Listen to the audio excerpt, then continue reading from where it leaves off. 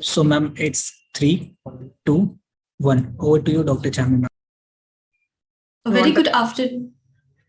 A very good afternoon and warm welcome. I'm Dr. Chandni Prajapati from Medical Affairs team at Macleods Pharmaceuticals. As we all know, prevalence of diabetes is increasing worldwide, and India has second highest diabetic population in the world, followed by China. And diabetic patients are at high risk of cardiovascular morbidity and mortality. So today, the topic for today's webinar is controlling diabetes and cardiometabolic risk with FDC of SGLT2 inhibitors and DPP4 inhibitors. And to go further into the topic, we have with us Dr. Chandni Sheth as our esteemed speaker for the day. Next slide. Ma'am is consultant endocrinologist at Indira Bone and Joint Hospital, Mumbai, and also visiting consultant at Indira Maternity and Indira Surgical Nursing Home. Ma'am has published various research articles in national and international journals and has also been speaker at various scientific conferences. It's an honor to have you, ma'am. I hand over to you. Thank you. Good evening, everyone. So today we are going to discuss about treating diabetes with this combination of SGLT2 and DPP4 inhibitors, and how can we manage the hyperglycemia as well as the comorbidities and make less complications for our patients. So we'll start by discussing about the glycemic control, what is the unmet need, and a need for a complementary combination for cardiometabolic care. And what is the place of complementary combination therapy? What is the real world experience? And some discussion of studies about Vildagliptin and Dapagliflozin combination. So we'll start with looking at the problem at hand, which is the growing prevalence of diabetes all around the world. So the prevalence is about 8.8%, and about 425 million people are affected with diabetes in the world. And India is just second to China in that number. And we have about 72.9 million people affected, and the number is probably going to double in 2040. And we must consider that regional mortality was highest with nearly 1 million people dying in the world due to diabetes were Indians. So we were the largest contributor to mortality due to diabetes. And we all know that the major cause of mortality in diabetes is related to cardiovascular causes. And diabetes is the leading cause for CKD, for CVD, and 1/4 of the population of who have diabetes also have kidney disease. So it is not just the prevalence of diabetes, but the high prevalence of cardiovascular disease, of chronic kidney disease, and mortality in our country.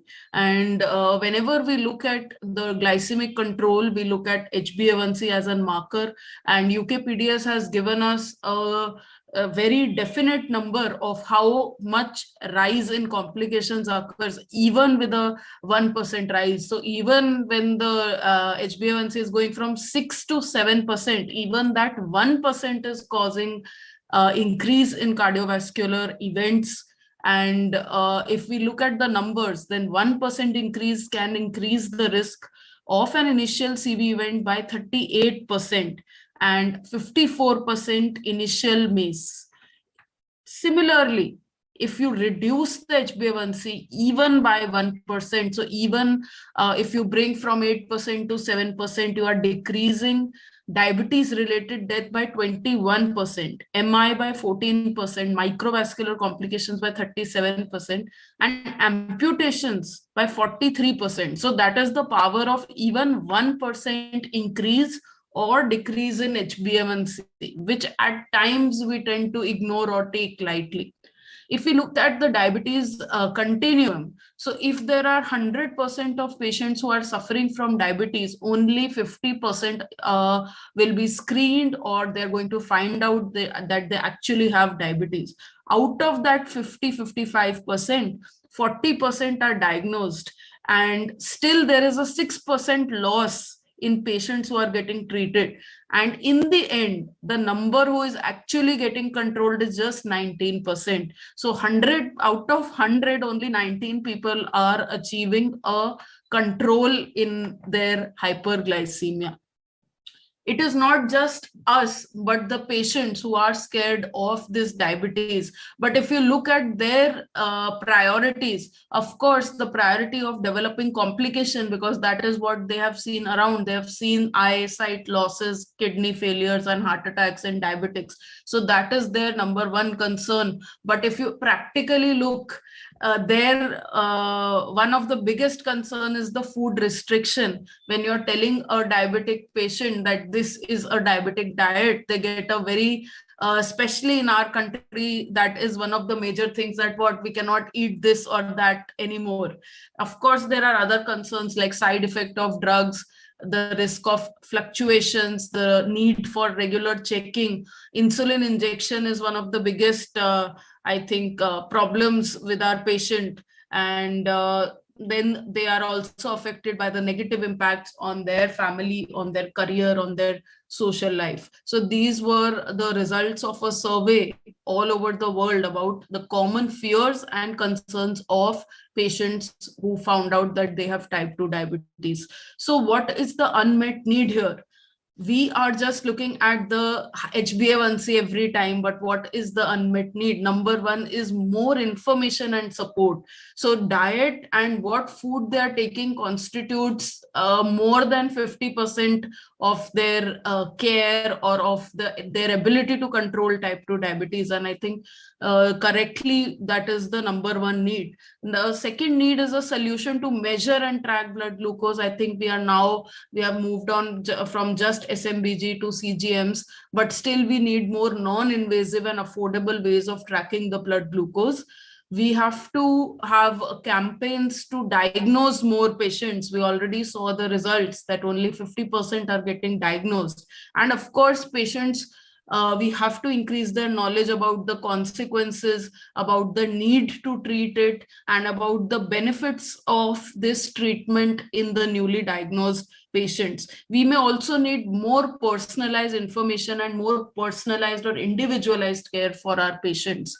All over the world, if we look at the cardiovascular disease and diabetes, so this is the data from developing countries. We are still not clear what if this is the same in countries like India. But the overall studies say, although the prevalence of cardiovascular disease is very high, it was 32% in from 2007 to 2017, and in 2019 it increased to 34.8. But if we are looking at individual numbers all over the world, actually the CV disease has decreased in prevalence. This could be related to newer diabetic drugs or better drugs to control the blood pressure, control the lipids, and with all the glucose lowering agents which are having pleiotropic effects. So this could very well be an effect of use of all these newer agents, which has decreased the CV prevalence all over the world. And we know that after the advent of SGLT2 inhibitors and GLP-1s and all the favorable cardiovascular safety studies world over, all the guidelines have changed and have now included SGLT2 and GLP-1 irrespective of HbA1c. So if we look at the ADA guidelines, so patients who have type 2 diabetes with ASCVD, with multiple risk factor, with established kidney disease, are advised to start SGLT2 or GLP-1 irrespective of their HbA1c. Similar to that, the European Society of Cardiology has even gone a step ahead, and even before metformin, in such population, you can add on SGLT2 or GLP-1 for cardiovascular benefit. So that is the paradigm shift today, where these drugs have become the drug of choice in patients with ASCVD or heart failure. So it is not just the glycemic control today we are looking after. If we look at the first choice all over the guidelines or whatever we are doing in the OPD, first time a diabetic patient comes to us, our advice is lifestyle modification and metformin. So it is, of course, targeting the hyperglycemia. But what are the extra glycemic benefits? Are we getting those extra glycemic benefits? So we need to decrease the weight gain, or rather promote weight loss, which is possible today with the newer drugs. Next is to the need to minimize hypoglycemia. Again, lifestyle and metformin is not going to increase the risk of hypoglycemia. Then the question comes of ASCVD, and all the newer guidelines have encouraged us to use SGLT2s and GLP-1. And if the heart failure and CKD predominates, then definitely we have to add on SGLT2, even irrespective of if the patient has diabetes or not. So that is the place of various drugs in today's time. What about the combination therapy now? So all guidelines, even the endocrinology network has now acknowledged that combination therapy of SGLT2 and DPP4 is recommended, because not only is it giving us good glycemic control, pleiotropic effects, but may even be cost effective. So this is a novel treatment approach where you can move on to a double or a triple drug therapy, where you are using a DPP4, SGLT2 and metformin. And that will be our major discussion today, use of this dual or a triple drug combination. So let's first start about how complementary it is to use both DPP4 and SGLT2, especially in the Indian context. So let's look at the mechanism of actions, because whenever in any disease in medicine, we do not use medications which have the same mechanism of action. We use, in diabetes, we have different ominous octet and the drugs which are targeting different component of the octet. So if you look at SGLT2, it is targeting the kidneys. It is decreasing the glucose reabsorption. So it is causing glucosuria, decreasing glucotoxicity, in turn not only affecting the hyperglycemia, but decreasing weight, blood pressure as well.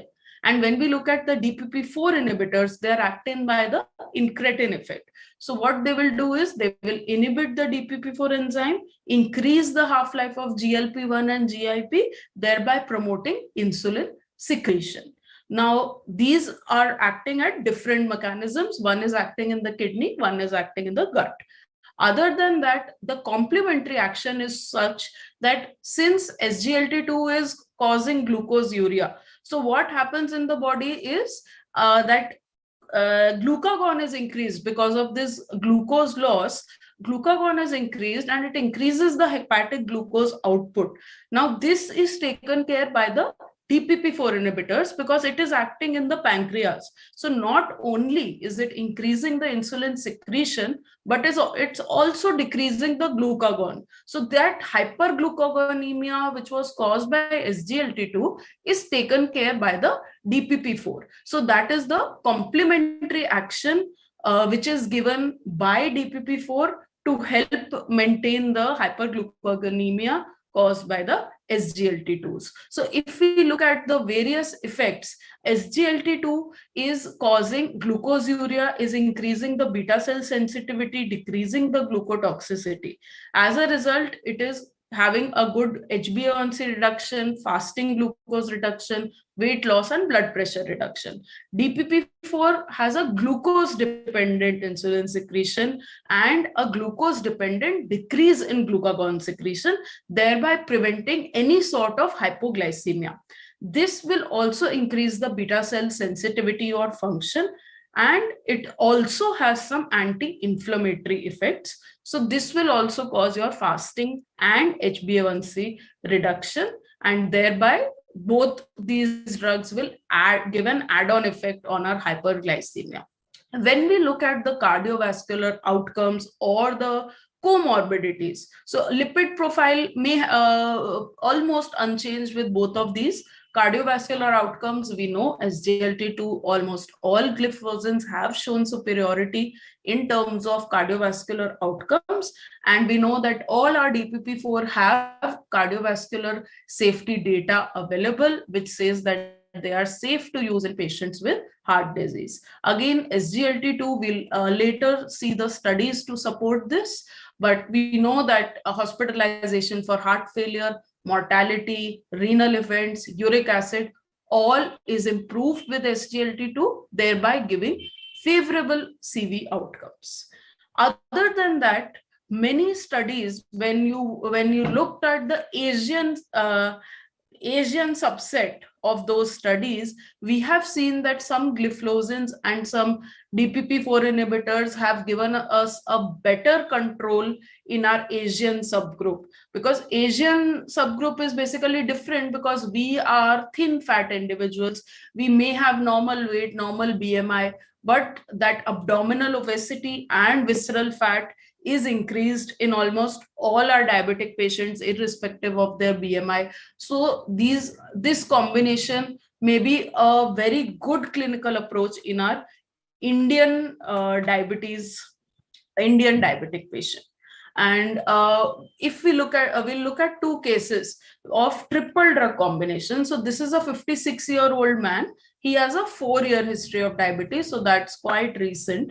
And he's recently divorced, which means that there are more stressors and he's less likely to take more drugs. He works as a contractor. He has an HbA1c of 7.9, which is clearly uncontrolled. So he's already on an SGLT2, on a DPP4, on metformin, on ARB, and he also has medicines for psoriatic arthritis. So here, what we can do is, in such a patient who may not be compliant or he may not be taking medicines on time or not following a proper diet, there giving a combination therapy will definitely help in his glycemic control, because it will minimize the number of doses, it will increase the adherence in such a patient. So we must use more fixed drug combinations in our population. And other thing is, of course, job related. We have to look for drugs which can cause hypoglycemia. Of course, it's important and imperative that we prevent hypoglycemia in all our population, and then monitor the patients for efficacy. Now, another is a newly diagnosed patient. So this is a 39-year-old female who had a history of GDM in her pregnancy. Her BMI is 25. Fasting is 162 and HbA1c is 8.6. So now again, we have to look at how many drugs will we need at 8.6. If we have to decrease her to the target HbA1c level, we need at least a 1.6% HbA1c reduction. So 1 or 2 drugs may not be enough for that, and we may need to consider a triple drug therapy at the outset. Now, we are aware of the legacy effect, and we are aware that the early aggressive treatment will help her in the long run to prevent micro or macrovascular complication. So a fixed dose SGLT2, DPP4 or metformin, if it is available, will be a reasonable option in the beginning. Maybe later we can cut down as her lifestyle modification takes over. But in the very beginning, especially at a young age, with the South Asian ethnicity, even though her BMI is 25.3, it comes in obese in our Asian population. She already has a history of GDM.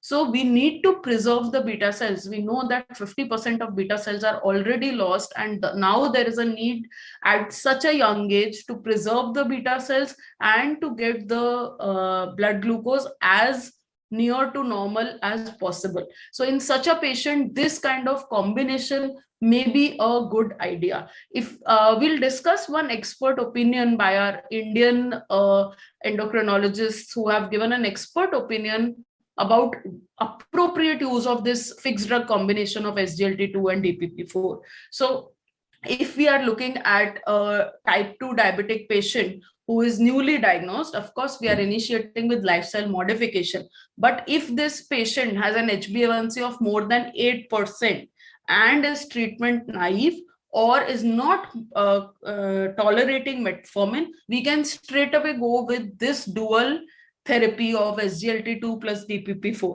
Another is a patient who's already on metformin. So if the HbA1c is more than 9%, meaning we need 2 drugs, again to metformin, we can add this kind of combination. And if the HbA1c is more than 8.5, we can add on this thing to monotherapy of metformin. Another is if your patient is already on metformin plus 1 second line therapy. So in case the HbA1c is more than 7.5, patient is already on either DPP4 or SGLT2, we can just add on the other group. Or if the patient has an HbA1c of more than 8.5, he's on metformin plus another second line drug, we can straight away add this combination and get a good HbA1c reduction. Another good thing is about insulin. So even if the patient is on insulin, we know both DPP4 and SGLT2 will give us dose reduction as well as better glycemic variability. So even in patients on insulin, we can straight away add this combination. Whenever we look at the ADA guidelines, we have all the caveats that which drug to prefer where. So if we are looking at heart failure outcomes, we know that SGLT2 have proven heart failure benefits. So we prefer SGLT2 in all these patients. And when we look at DPP4, we have gliptins which have proven heart failure safety. So again, a combination of this therapy will be useful in patients who have heart failure and who have the HbA1c above those levels that we discussed earlier. Apart from heart failure, we also have the CKD data. So we know that SGLT2 are renoprotective, and we have various data telling us about the safety of DPP4. So again, in our CKD patients where eGFR is more than 45, we can straight away go to this dual therapy with high HbA1cs. And of course, we know both these drugs are helping us minimizing the hypoglycemia, virtually no hypoglycemia with both the drugs. And in context of weight loss, we know SGLT2s are promoting weight loss and DPP4s are weight neutral. So they will not offset that weight loss caused by the SGLT2s. So thereby helping this combination, whether patients have CKD, heart failure, or where we need to lose weight or minimize hypoglycemia. So another aspect is what about patients with CKD? Now, if we classify CKD on the basis of eGFR, so this is the algorithm if the eGFR is more than 45, which is CKD stage 1, 2, and 3A. Now, why this number of 45 is there? Basically, SGLT2 is acting by causing glucoseuria. So if your eGFR is less than 45, SGLT2 may not be able to cause that glycemic control in those patients. Of course, there is renoprotection which is conferred, but the glycemic control will come only if the eGFR is more than 45. So this group, if there is the CKD is present, then either way you are preferring SGLT2. If the eGFR is more than 45, you start with lifestyle modification, metformin and SGLT2. Especially if ASCVD or heart failure is present, then definitely lifestyle modification, metformin and SGLT2. And if we have to add on, we add on GLP-1, and later we have DPP4 and other drugs. So this is the order of prioritization in such patients. Now, if the eGFR is less than 45, still for heart failure, for CKD renoprotection, SGLT2 is recommended. Only thing we have to remember is if eGFR is less than 30, we do not give metformin. And with SGLT2, now we are getting approval for as low as 20, but till 30, we are not initiating SGLT2s. So whether patient has heart failure, whether patient has CKD with preserved or reduced ejection fraction, with or without albuminuria, we are going for SGLT2s. And in dialysis patients, till now we do not have studies for SGLT2s, but we have studies for DPP4s. So lifestyle modification and DPP4, and then maybe other OHAs or insulin are being used in dialysis patients. So let's come to some real world studies about the use of the various combinations that we are talking about. So one of the earlier combinations that was available was of linagliptin and empagliflozin. So if you look at the first study, if you used linagliptin, so these are patients who were on metformin background therapy. If you are adding lina, you're getting a 0.7% HbA1c reduction. If you're adding empa, you're getting about 0.66 to 0.62 reduction. But if you are giving a combination, you will get a 1.1% HbA1c reduction. So again, the additive effect of two drugs. Similar studies, so the one of the earliest ones we had was dapagliflozin and saxagliptin fixed drug combination. Again, you see that as an individual, you were getting a 1 or a 0.8 HbA1c reduction, but when you combine both of this, you are getting on an average 1.5% HbA1c reduction. So we have various studies which have compared the use of only SGLT2, only DPP4, or a combination of both. All these studies are encouraging that there is an additive effect, whether you look at HbA1c, whether you look at the change in the fasting blood glucose. Again, this is a meta-analysis. So various RCTs have been combined, and it has been shown these RCTs are again favoring the use of SGLT2 and DPP4 versus if you were using only DPP4. So this meta-analysis was for the primary efficacy outcome of HbA1c. So you see that with the use of simultaneous or sequential therapy, it was a better result if you added both as compared to DPP4 with placebo. So number one, the first A that you see is the change in fasting plasma glucose. So of course, the SGLT2 plus DPP4 had more effect on the fasting plasma glucose. Second is the number of patients achieving a target A1C of 7%. So again, this is favoring a combination of SGLT2 plus DPP4. Number three is the change in body weight. So of course, whenever you are using, we expect that SGLT2 will cause weight loss and DPP4 will be weight neutral. So definitely, when you are giving a combination therapy, you will get more weight loss, whether it is simultaneous or whether it is a sequential combination of SGLT2 and DPP4. Now, this is another study with Saxa plus DAPA. So you see that if you're giving only DPP4, you get a 0.5% HbA1c reduction. If you're giving SGLT2, you get only a 0.82%. So this is basically you are adding on. So patient was already on SGLT2, you added a DPP4, 0.5% reduction, and patient was already on DPP4. If you're adding on SGLT2, you are getting an additional 0.8% reduction. So what this results in is a higher number of patients achieving the HbA1c target. So you see the graph on the right, and you see that 35% patients who were added on DPP4 on a background of SGLT2 plus metformin achieved target, and 38% patients who were on DPP4 on adding SGLT2 achieve target. So basically adding on the other drug gives us a higher HbA1c control, and more patients are in target with this kind of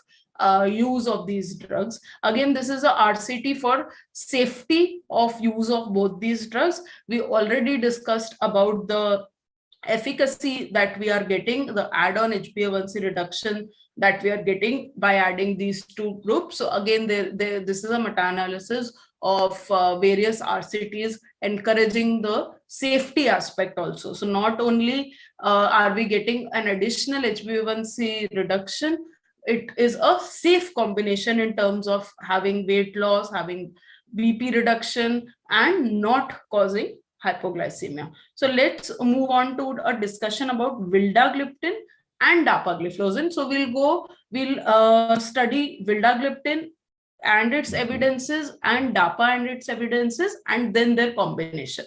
So one of our biggest studies is the GUARD study. Since Vildagliptin was launched before all those CVOTs were necessary, so this is basically a post-authorization study, and Vildagliptin plus metformin. So you see that Vildagliptin alone is giving you 1.1% HbA1c reduction, and in combination with metformin, it is giving about 1.29 HbA1c reduction. So as the time goes by and as the higher the HbA1c, you can get even a 3% change in the HbA1c with the combination of these drugs. So at week 24, mean HbA1c was reduced from baseline by 1.27 in the Vilda plus metformin group, and this was regardless of patient's age or BMI. Moving on to Dapagliflozin, so we have had various studies which have shown a reduction in HbA1c ranging from 0.5 to even 2% if the initial baseline HbA1c was very high. So we are all aware of the powerful glycemic control that our Dapagliflozin is giving. Now, as a combination therapy, Dapagliflozin plus Vildagliptin, you see in this study, you are getting a additional 0.5% HbA1c reduction at week 24 when you are adding Dapagliflozin. Another aspect is the weight. So mostly we know that all our DPP4s are weight neutral, but some studies have also shown that Vildagliptin may actually cause a modest weight loss. It also has some anti-inflammatory effects, and it may act by decreasing the intestinal triglyceride absorption, increasing lipolysis and increasing fat oxidation, thereby causing a weight loss in the clinical practice. And about Vildagliptin and metformin definitely giving a 1.26 reduction in non-obese and 1.41% reduction in the obese population. Again, this is a study from the Japanese, and you see that when you're adding on Dapagliflozin monotherapy, so here you're not adding on metformin, but straight away giving Dapagliflozin, and you're getting about a 2 kg weight loss with Dapagliflozin as compared to a 0.8 kg weight loss in placebo group. So the weight reduction is definitely there in various meta-analysis as well. Coming on to our CVD and CKD. So the Declare TIMI trial was one of the biggest CVOT trials, had about 17,000 subjects, and 10,000 of them had only risk factors for cardiovascular disease. So what this study Declare TIMI showed was, one, that DAPA is cardiovascular safe and may be protective in patients who have established ASCVD.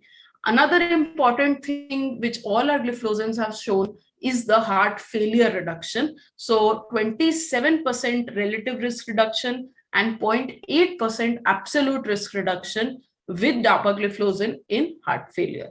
And with this, we even had a dedicated DAPA HF trial in patients both with and without diabetes. So what we saw was the reduction of relative risk in hospitalization for heart failure and CV deaths by about 30 to 40%. So whether you had diabetes or not, if you have heart failure with reduced ejection fraction, you get a heart protection. Of course, even the preserved ejection fraction trials, the result will be presented, which are in favor of Dapagliflozin.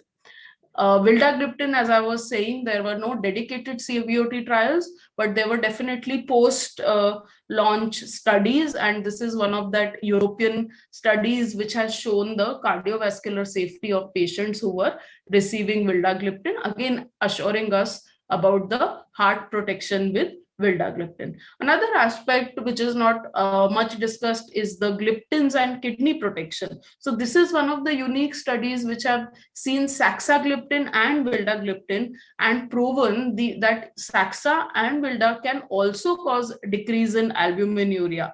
So in patients, whether or not there was HbA1c reduction, there was definitely an improved in urinary albumin, microalbumin reduction was there with Vildagliptin. So again, Vildagliptin can also cause kidney protection. And DAPA, we all are aware about the DAPA CKD trial, where again, regardless of presence or absence of diabetes, there has been a 40% reduction in the kidney disease progression or death from renal and cardiovascular disease. So again, a powerful trial giving us kidney protection in all our patients, irrespective of their diabetic complications. So to summarize, the use of Vilda and DAPA. So we have the fixed drug combination available with 100 milligrams of sustained release Vildagliptin and 5 or 10 mg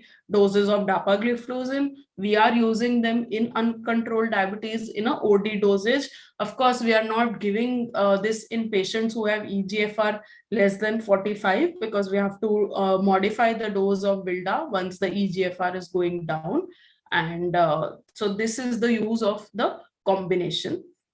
So for diabetes management, we know that there is a need for personalized, comprehensive combination of both glycemic and extra glycemic benefits, and Vildagliptin and Dapagliflozin can provide that kind of management with a powerful glycemic control, with weight reduction, minimal hypoglycemia, and add on heart and kidney protection as well. So with a single drug containing both of these in OD dosages can definitely reduce the pill burden and give an extra HbA1c reduction with just a single pill.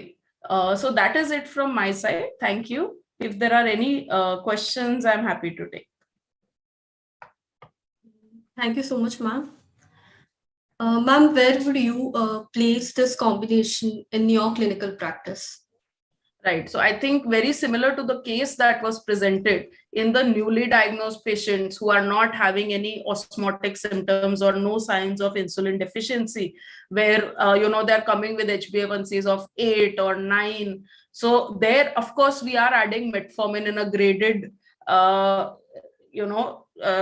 from starting from 500 and moving to 2.5 gram, and a add-on fixed drug combination can help us, because metformin we have to gradually increase. We just cannot start with 2 grams. So there, that is one aspect where I'm using in my newly diagnosed patients. Of course, then there are other patients who are uncontrolled on metformin plus second line drug. So it makes very easy to just add on a single pill, which is giving you a double effect. And even in some of the patients who are on OHAs plus insulin, it helps to give a single drug there as well. And ma'am, would you ever consider it as first line therapy in new patient? So of course, see, metformin has to be till now. Of course, the more and more evidence that we are getting on SGLT2s and GLP-1s, there is a debate all around, controversy all around, that SGLT2s and GLP-1s should be replaced as the first line. But I think if we look at experience-wise, then experience-wise, it's the metformin we have had the most experience with. So I think all of us are a little hesitant to say that no, we'll not start with metformin. We'll definitely start with metformin. But as more and more data appears, we might even consider these drugs to be first line in patients who were tolerating metformin. If they were not tolerating, then definitely. And we have a question from Mr. Priyadarshan. Yeah. Very good afternoon, ma'am. Meeting you after a long time. Yes. Actually, just wanted to ask, glycemic variability is something a little advanced management that usually, after HbA1c is targets are achieved or may not be achieving, maybe marginally missed. GV is one thing which we often look into after the basics. So do you think, apart from Vildagliptin, which has proven itself to be having a very good impact on GV reduction, is there a role on of the combination there? Will it enhance or will it not? Yes, definitely. I think there are various studies, even on SGLT2s, how they're giving us, they're reducing the glycemic variability. And I've seen the studies on Vildagliptin 50 milligrams twice versus 100 sustained release. So I think both of these drugs, even separately, are giving us a good glycemic variability control. So as an add-on, I think it will just improve the same. Right. One more practical aspect wanted to ask regarding GV only. GV measuring is a little costly affair, and not in all patients you would like to do because of the cost, but principally you would like to know the variation or the of variability of each and every patient. So currently, how do you judge practically? What measures do you use to ascertain whether the person is having high variability or not? See, ideally, of course, we cannot put CGMs in all our patients. Our main, what we do is we are using drugs we know that cause less variability and hoping that there is no variability. But if you ask us at home, we are encouraging the self-monitoring blood glucose levels and, trying to tell patients monitoring more and more, just by seeing their fasting blood sugars day by day, because it is getting affected by your post-dinner readings. Even in patients who are having a high variability in day-to-day fasting blood sugars, you get an idea that there is more variability somehow in there, especially the post-meal ones. So I think the home monitoring, we are banking on the home monitoring and encouraging them to use it at home. Right. Initially, this alpha glucosidase inhibitors used to, depict a lot of role on GV reduction. Do you think apart from these AGIs, alpha glucosidase inhibitors, does metformin have a specific role on GV reduction or on PPG management? So there is definitely some role of metformin, especially the immediate release, which we are not using that often anymore. But as you said, alpha glucosidase inhibitors are now one of the common, even in our other sulfonylureas, you are getting combination, and we are starting on with that. So I think metformin does have a role to play, but we have stopped using the immediate release ones that often. Right. So we are not getting because that. Yeah. I wanted to ask this question because in our Vildagliptin with metformin, most of the brands which are available in the market have immediate release metformin. They do not have sustained release. Right. We have both. So is it that you see a lot of good PPG control because of that, or maybe is it just Vildagliptin? See, even we know that gliptins are targeting more on the PP blood sugar, so definitely that aspect is there. But what we are also seeing is the ones with immediate release are still giving us GI side effects. So there is more use of going towards the SR preparations, although they are fewer in number. But definitely there is some role of that immediate release metformin in patients who are tolerating. Okay. Great. Over to you, Ms. Dr. Chandni. I think that was a very good explanation, very detailed.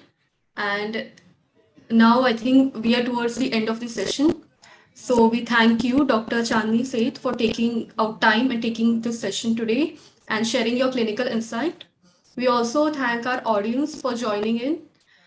And lastly, we thank our technology partner for smooth streaming of this program. Thank you so much. Thank you, everyone. Thank you, ma'am. Thank you. Thank you so much. So, ma'am, with your permission, shall I end this meeting? Yes, we can end. Thank you. Thank you.